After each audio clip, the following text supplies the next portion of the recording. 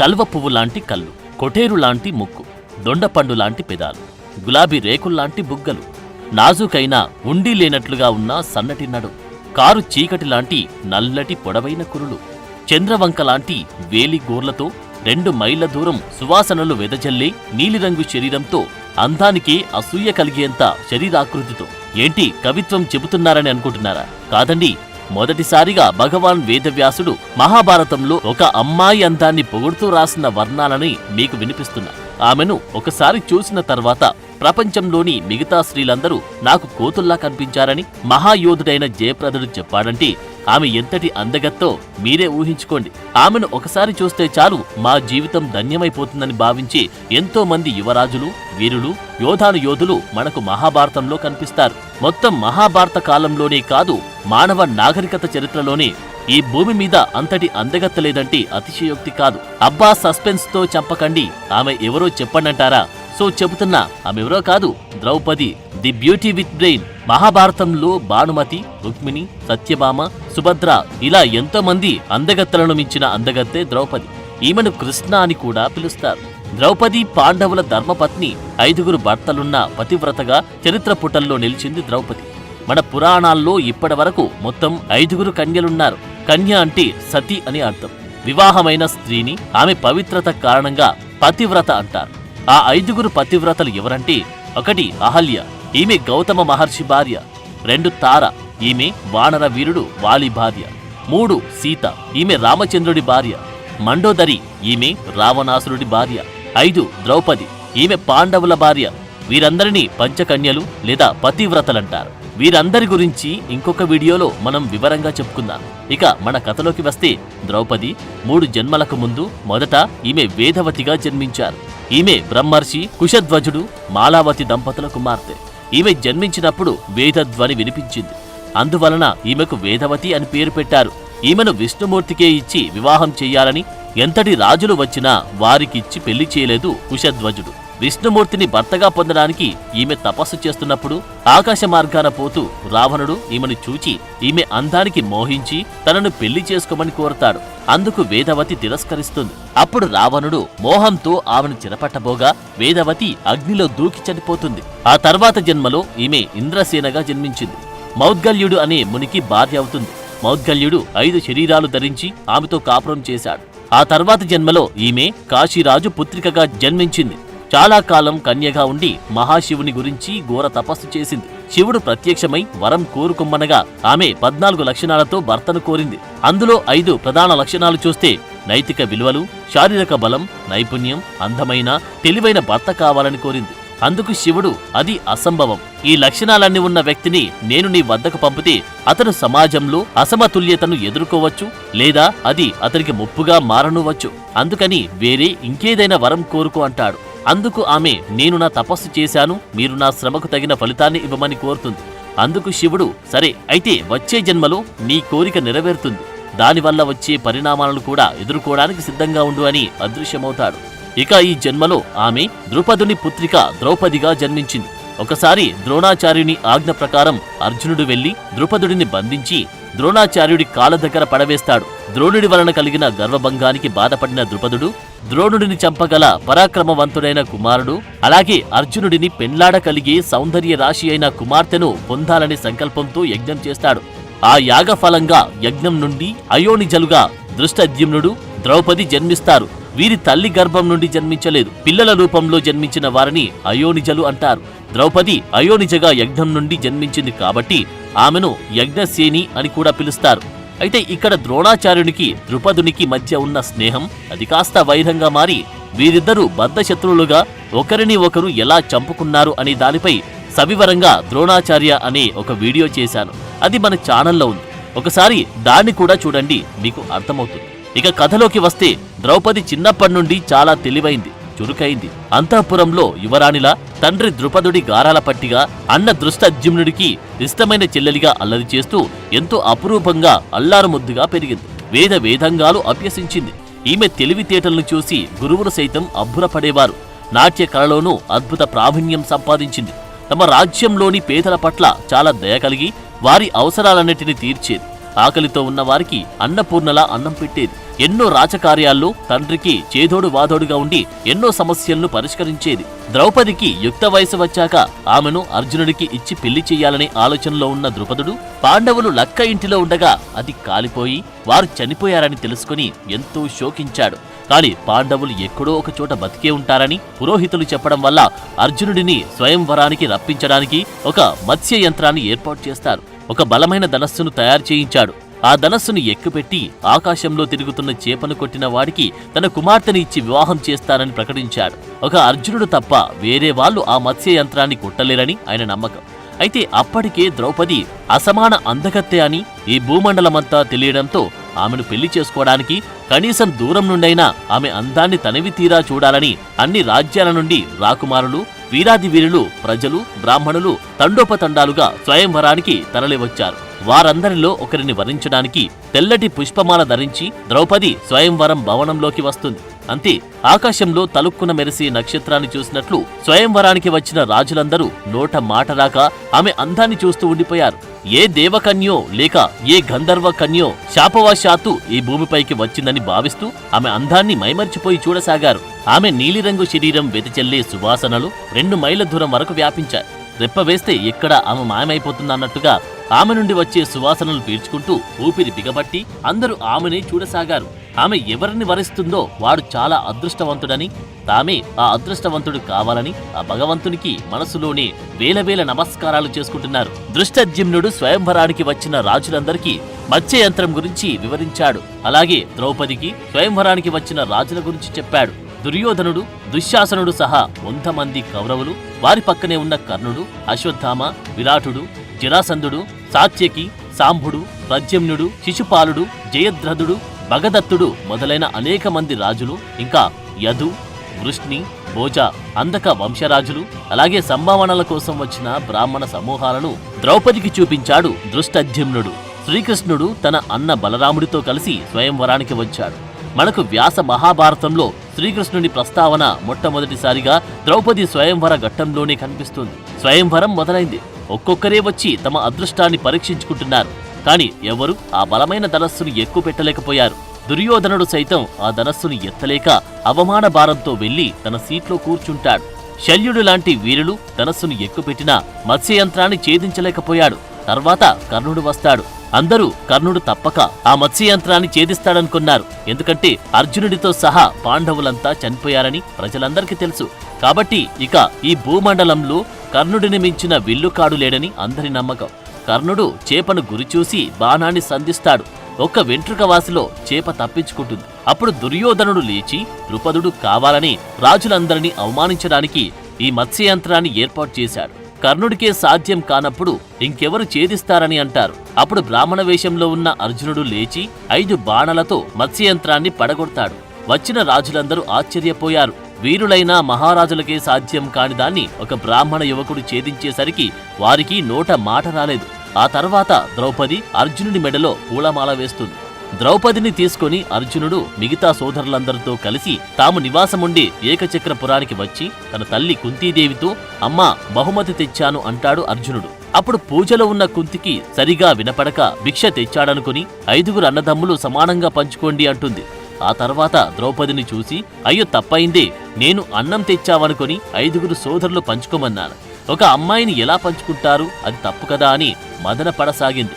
అప్పుడు అక్కడకు శ్రీకృష్ణుడు వచ్చి ద్రౌపది గత జన్మలో మహాశివుడిని 5 గుణాలు కలిగిన భర్తను ప్రసాదించమని వరం కోరుతుంది. అప్పుడు శివుడు 5 గుణాలు ఒక్కరిలో ఉండడం అసాధ్యమని చెప్పి ఇంద్రుని 5 మూర్తులుగా రూపొందించాడు. ఆ పంచేంద్రియాలే ధర్ముడు, వాయువు, ఇంద్రుడు, అశ్వినులు. వారి ద్వారా ఈ జన్మలో పంచపాండవులు జన్మించారు. కాబట్టి 5 పాండవులు ఒక్క ద్రౌపదిని పెళ్లి చేసుకోవడం తప్పు కాదు, అది విధి అని చెప్పి ద్రౌపదిని పాండవులకిచ్చి పెళ్లి జరిపిస్తాడు. పెళ్లి తర్వాత 5 పాండవులు ద్రౌపదితో కాపురం చేయడానికి కొన్ని నియమాలను రూపొందించుకుంటారు. దాని ప్రకారం ఆమె ఒక పాండవుడికి 1 సంవత్సరం మాత్రమే భార్యగా ఉంటుంది.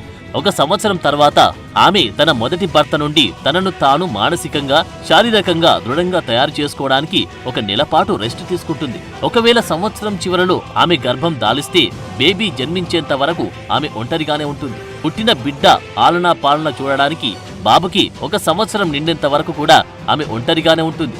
ఆ తర్వాత బాబుని అతని తండ్రికి అప్పగించి రెండవ భర్త దగ్గరికి వెళ్తుంది. ఈ విధంగా ఆమె 5 భర్తలతో కాపురం చేస్తుంది. ఆమె ఒక పాండవుని దగ్గర భార్యగా ఉన్నప్పుడు ఆమె గదిలోకి అప్పటి భర్తను మాత్రమే అనుమతిస్తారు. మిగతా పాండవులు ఆమె గదిలోకి ప్రవేశించకూడదు, వారి ఏకాంతాన్ని చూడకూడదు. ఒప్పందాన్ని మీరి ఒకవేళ ఎవరైనా వారిని చూస్తే వారు 1 సంవత్సరం పాటు తీర్థయాత్రలు చేస్తూ బయట అరణ్యంలో జీవించాలి.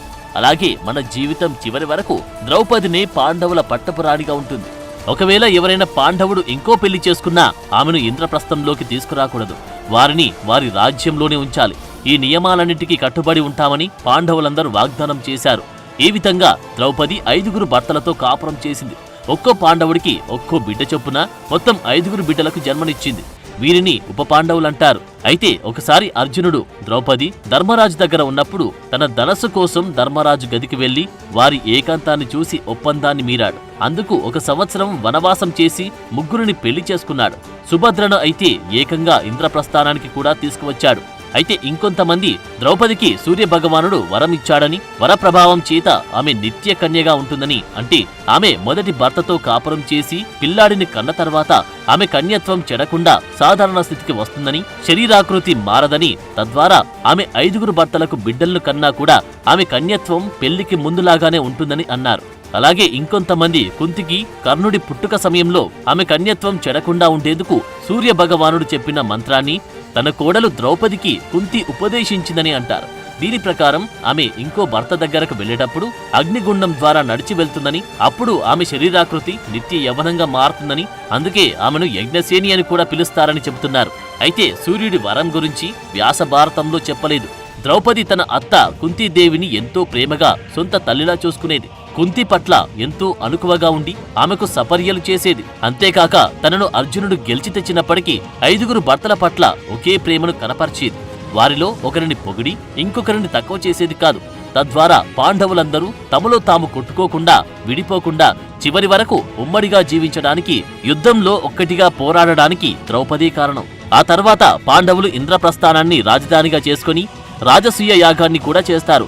ఆ యాగం సందర్భంగా దుర్యోధనుడు ఇంద్రప్రస్థాన్ని సందర్శిస్తాడు. అక్కడ మయుడు నిర్మించిన మాయా మందిరంలోకి ప్రవేశించి అక్కడ ఉన్న అనేక వింతలు చూసి భ్రమపడి ఒక కొలనులో పడతాడు.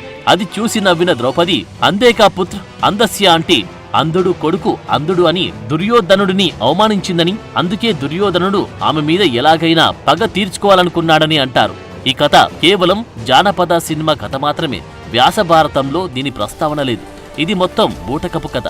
పాండవుల ఆధిపత్యాన్ని చూసి కన్నెర్ర చేసుకున్న దుర్యోధనుడు వారిని హస్తినాపురానికి పిలుస్తాడు. అక్కడ ద్రౌపది దుర్యోధనుడి భార్య భానుమతితో సొంత సోదరితో ఉన్నంత ప్రేమగా స్నేహంగా ఉంటుంది. అలాగే మామ ధృతరాష్ట్రునితోనూ అత్త గాంధారితో చాలా బాగా మాట్లాడేది. వారిని ఎంతో గౌరవంగా చూసుకుంది. వారు కూడా ద్రౌపది అణుకువకు ఆమె తెలివితేటలకు ముగ్ధులై సొంత కోడలులాగానే ప్రేమగా చూసుకున్నారు. తర్వాత కుటిల బుద్ధితో ఉన్న దుర్యోధనుడు తన మామ శకుని చేత ధర్మరాజుతో పాచికల ఆట ఆడిస్తాడు. అందులో ధర్మరాజు తన సమస్త రాజ్యాన్ని పోగొట్టుకుంటాడు. అంతేగాక తనతో పాటు తన తమ్ముళ్లను ద్రౌపదిని పందెంలో ఒడ్డి ఓడిపోతాడు. అప్పుడు దుర్యోధనుడు తన దాసి అయిన ద్రౌపదిని సభలోకి ఈడ్చుకురమ్మని తమ్ముణ్ణి కోరగా దుశ్శాసనుడు ద్రౌపదిని జుట్టుపట్టి సభలోకి ఈడ్చుకు వస్తాడు.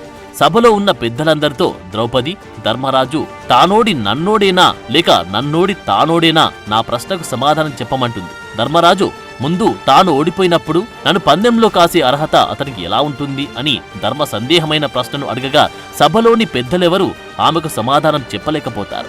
దుర్యోధనుడు ఆమెను కూర్చోమని తన తొడను చూపించాడు. అప్పుడు భీముడు దుర్యోధనుడి తొడలు విరగొడతానని ప్రతిజ్ఞ చేస్తాడు. తన జుట్టు పట్టి సభలోకి ఈడ్చుకు వచ్చిన దుశ్శాసనుడు చచ్చేంత వరకు తన జుట్టు ముడివేయనని ద్రౌపది చెప్పగా దుశ్శాసనుడి గుండెలు చీల్చి ఆ రక్తంతో ద్రౌపది జుట్టు ముడివేస్తానని భీముడు శపథం చేస్తాడు. అప్పుడు దుర్యోధనుడు ద్రౌపదిని వివస్త్రను చేయమని చెప్పగా దుశ్శాసనుడు ఆమె చీరను లాగుతాడు. ఈ అన్యాయాన్ని వికర్ణుడు, యుయుత్సుడు, అశ్వత్థామ మాత్రమే ఖండించారు. మిగిలిన పెద్దలందరూ తలలు దించుకొని మౌనంగా ఉండిపోయారు. అప్పుడు ద్రౌపది శ్రీకృష్ణుణ్ణి ప్రార్థించగా కృష్ణుడు ఆమెకు చీరనిచ్చి రక్షిస్తాడు. అంతకుముందు ఏ మహారాణికి జరిగని అవమానాలు నిండు సభలో ద్రౌపదికి జరిగాయి. తర్వాత ద్రౌపదికి జరిగిన అవమానానికి చింతించిన ధృతరాష్ట్రుడు ఆమె భర్తలకు బానిసత్వం నుండి విముక్తి కలిగించడంతో పాటు వారు పోగొట్టుకున్న వారి రాజ్యాన్ని వారికి తిరిగిస్తాడు. పాండవులు వారి రాజ్యానికి తిరిగి వెళ్తుండగా వారిని వెనక్కి రప్పించిన దుర్యోధనుడు మరలా ధర్మరాజును పాచికల ఆట ఆడమంటాడు. ఒకసారి ఓడిన బుద్ధిరాని ధర్మరాజు పాచికల ఆట ఆడతాడు. అయితే ఈసారి యుక్తిగా ఆలోచించిన సుయోధనుడు 12 ఏళ్లు వనవాసం, 1 సంవత్సరం అజ్ఞాతవాసం చెయ్యాలని బంధం చెబుతాడు. ధర్మరాజు ఓడిపోవడంతో రాజ్యాన్ని వదిలివేసి తమ్ముళ్ళు ద్రౌపదితో వనవాసానికి వెళ్లిపోతాడు. అయితే ఇక్కడ ద్రౌపదికి అంతఃపురంలో ఉండే అవకాశమున్నా కూడా అన్ని వదులుకొని తన భర్తల వెంట అడవులకు వెళ్తుంది. ఆ సమయంలో సైంధవుడు ద్రౌపదిని అపహరించడానికి ప్రయత్నించాడు. ఈ సైంధవుడిని జయద్రథుడు అని కూడా అంటారు. ఇతను 100 మంది కౌరవులకు సోదరైన దుశ్శల భర్త. వరుసకు ద్రౌపదికి అన్నయ్య అవుతాడు. అయినా ద్రౌపది అందానికి పరవశుడై ఉచ్చనీచాలు మరచిన సైంధవుడు పాండవులు వనవాసం చేసే చోటికి వెళ్లి పాండవులు లేని సమయంలో ద్రౌపదిని ఎత్తుకెళ్లాలని ప్రయత్నిస్తాడు. అప్పుడు భీముడు వాడితో యుద్ధం చేసి చంపబోతాడు. అప్పుడు ధర్మరాజు అడ్డుకుని అతను మన చెల్లెలు దుశ్శల భర్త, చెల్లెల్ని విధవరాల్ని చేయవద్దని చెప్పగా అప్పుడు భీముడు జయద్రథుడిని చంపకుండా గుండు గీసి వదిలేస్తాడు. 12 ఏళ్లు వనవాసం ముగిశాక పాండవులు అజ్ఞాతవాసం కోసం విరాటపురానికి వెళ్లి విరాటిని కొలువులో పనిచేస్తారు. అప్పుడు ద్రౌపది విరాటరానికి సైరంధ్రిగా అంటే పని మనిషిగా ఉంటుంది. ఆ సమయంలో ఆమెను చూసిన కీచకుడు ఆమెను బలవంతంగా అనుభవించడానికి ప్రయత్నించి భీముని చేతిలో మరణిస్తాడు. ఇలా ద్రౌపది అందమే ఆమె పాలిట ఎన్నో కష్టాలను తీసుకువచ్చింది. అజ్ఞాతవాసం కూడా ముగించిన పాండవులు తమ రాజ్యం తమకు తిరిగివ్వమని, అలా కాని పక్షంలో కనీసం 5గురకు 5 ఊళ్ళైనా ఇవ్వమని కృష్ణుడికి చెప్పి రాయభారం చేయమంటారు. అప్పుడు ద్రౌపది తన భర్తలను దూషిస్తుంది. రాజ్యం వీరభోజ్యం, మహావీరులైన మీరు యుద్ధం చేసి మీ రాజ్యాన్ని మీరు గెలుచుకోకుండా 5 ఊర్లిచ్చినా చాలంటారా? మీకు చేతకాకపోతే చెప్పండి, నేను నా తండ్రి ద్రుపదుడి వద్దకు వెళ్లి నా అన్న దృష్టద్యుమ్నుడితో దుర్యోధనుణ్ణి ఓడించి నా ప్రతిజ్ఞను నెరవేర్చుకుంటారని చెప్పగా అప్పుడు భీముడు ఆమెకు సపోర్టుగా మాట్లాడతాడు.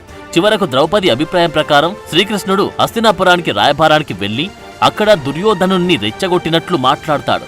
కృష్ణుడి మాటలకు కోపగించుకున్న సుయోధనుడు సూదిమెన మోపినంత భూమి కూడా పాండవులకు ఇవ్వను, చేతనైతే యుద్ధం చేసి గెలుచుకోమంటాడు. చివరకు 18 రోజుల పాటు కురుక్షేత్ర సంగ్రామం జరుగుతుంది. 18 అక్షౌహిణుల సైన్యం దారుణంగా తుడిచిపెట్టుకుపోతుంది. నిండు సభలో ద్రౌపదికి జరిగిన అవమానానికి కారణమైన వారు, అది చూసిన వారు అందరూ దారుణంగా పాండవుల చేతిలో మరణిస్తారు. ద్రౌపదిని ఎత్తుకెళ్లాలని చూసిన జయద్రథుడిని అర్జునుడు చంపగా దుశ్శాసనుడు గుండెలు చీల్చిన భీముడు అతడి రక్తాన్ని ద్రౌపది జుట్టుకు రాసి ముడివేస్తాడు. తర్వాత దుర్యోధనుడు తొడలు బద్దలు కొట్టి చంపి తన ప్రతిజ్ఞ నెరవేర్చుకుంటాడు.